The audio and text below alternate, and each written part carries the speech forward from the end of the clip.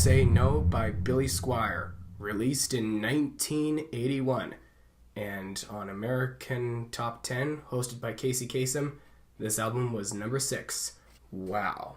This was a big album. This was probably a big seller because this album contains his 2 hit songs, Billy Squier's 2 hit songs, My Kind of Lover and The Stroke. But it has a few other songs that are enjoyable, such as What Do You Want From Me and 2 Days Gone. This album, well, like most of the albums that I have, this one will start off with that wake up and let's get this party started kind of dance, but this album contains very few slow dance songs. And as a lot of the albums that I have, the last 2 songs on here, I Need You and Don't Say No, are those slow dance songs. But Don't Say No is a more a fast dance, slow dance song. It kind of tricks you, that song, Don't Say No. Now, Don't Say No, the album, it's one of my all-time favorite albums of the 1980s. Reason being, it was... Well, the fact that it was a big hit, I was curious. Was it really a good album, or is it a good album? So I played it and I was just like, these are all some of the best songs on here. The best songs in this album are all of them. This album will kind of give you a bit of a feeling of a flashback to what music was like in the early 1980s. And Billy Squier, I personally feel, shaped the early 1980s music scene.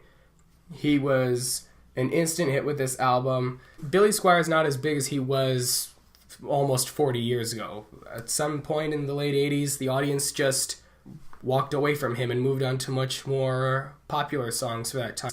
Other big names that we're here about today got more of the success than Billy Squier did. He continued to make, good albums. I highly recommend a lot of Billy Squier's work. His albums just are incredible. They are 80s culture. They are the sound of the 80s. The music videos are the images of the 80s. But eventually, just like I said, if you don't like Billy Squier, I say, why don't you just... This is an album for those, if you never heard of Billy Squier, if you maybe have mixed thoughts about Billy Squier, Don't Say No is definitely the album of choice. And how will I rate the album? 10 out of 10 film cameras. I know I say that a lot, but let me tell you this. I am just telling you my own personal opinion. As I always say in my record reviews, if you are a fan of buying records or if you want to start a record collection, this should be one of the ones that you would save for last. My best friend usually said, save the best for last. This album is definitely worth saving for last. It's one of my top 5 favorite albums of all time. If you really want to have a party, if you are a high school student and you want to have a party, this should be one of the albums you should get. It's on iTunes, it's also on Spotify.